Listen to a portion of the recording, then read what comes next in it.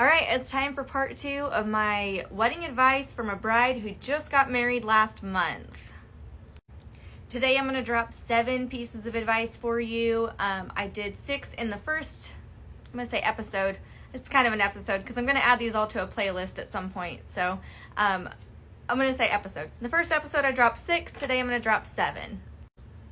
Tip number 1 today is to plan as much as possible from the day you get engaged. Do as much planning as you can in those first weeks and months because that's when you're most excited. So do your research, gather up, vendors, and do all of it as quick as possible. I promise you, the excitement as you get further into wedding planning, it dwindles a little bit as you go.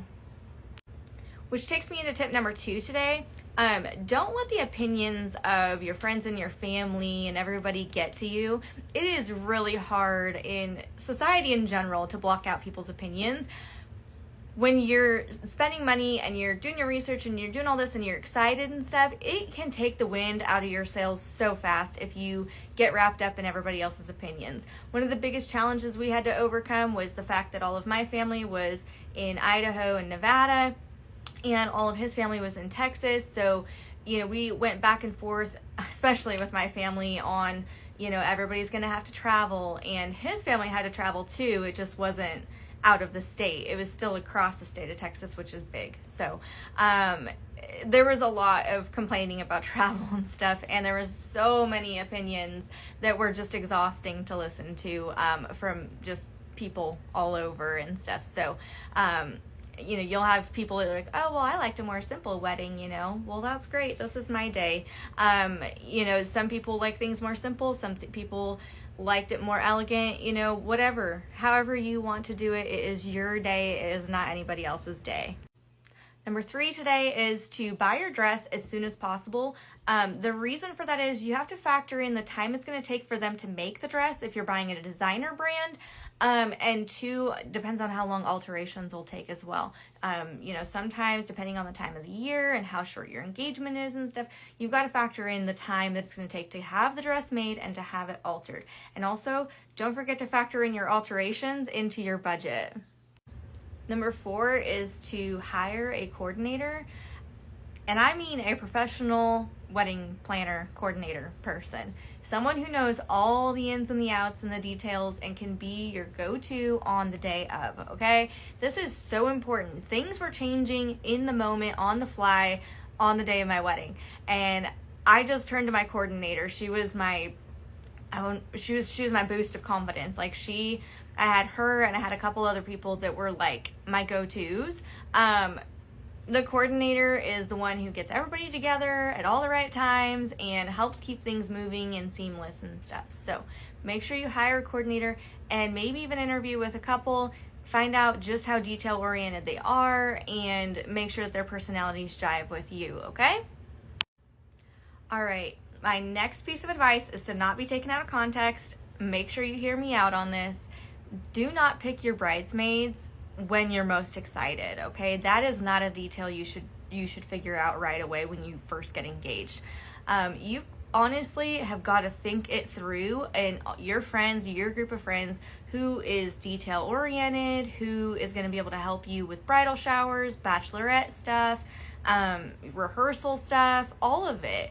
There's a lot that goes into it, and I truly wish I would have thought about that a little bit more.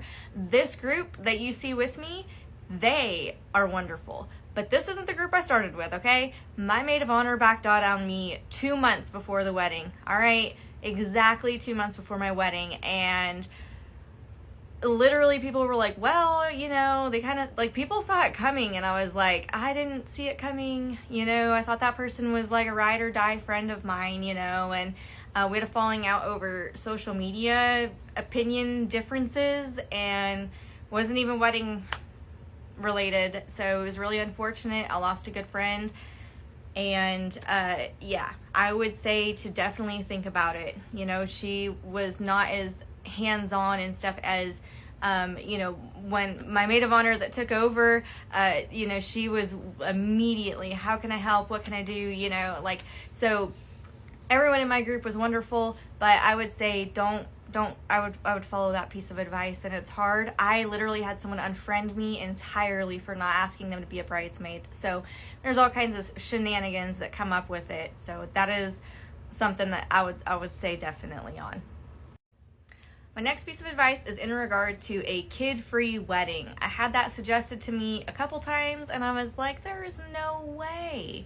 Every girl in that photo right there has kids, okay? I'm the last friend of my friend group to have kids. So I was like, that would be really hard to do. So instead, I included the kids. I got them a bounce house. All right, it costed $200. Their parents loved it. They loved it even more. And to me, letting children be a part of your big day is going to inspire them someday to celebrate the love that they find in life, okay? That's where it's at. I could not exclude children at all, because I literally remember being a kid at a wedding one time, and it was a huge inspiration for me in my own wedding. All right, my last piece of advice today is to consider dried florals as an option, okay? I was set on having real flowers right up until I realized what real flowers costed. I weighed the option of fake flowers, but I was afraid they'd look too fake. I went all over the place, and I literally, in my spreadsheet, I went through and I wrote down all these different places and what the cost would be and all of it. So I ended up going with a shop from Etsy, and it's linked in my bio. If you look at my wedding must-haves list, that's where you'll see where I bought mine from on Etsy. And it was actually the most affordable option, and I get to keep them forever. And the roses that are in my bouquet are preserved already. So my bouquet is gonna last me forever, and it ended up being absolutely perfect. All right, that is it for today. I hope y'all enjoyed, and stay tuned for part 3 that'll be coming soon. If you haven't already, scroll back to part 1, and I promise I will get all of these into a playlist so they're easier to find as soon as I'm able to. And if y'all have any questions or anything, just drop them in the comments. I'm happy to help in any way that I can.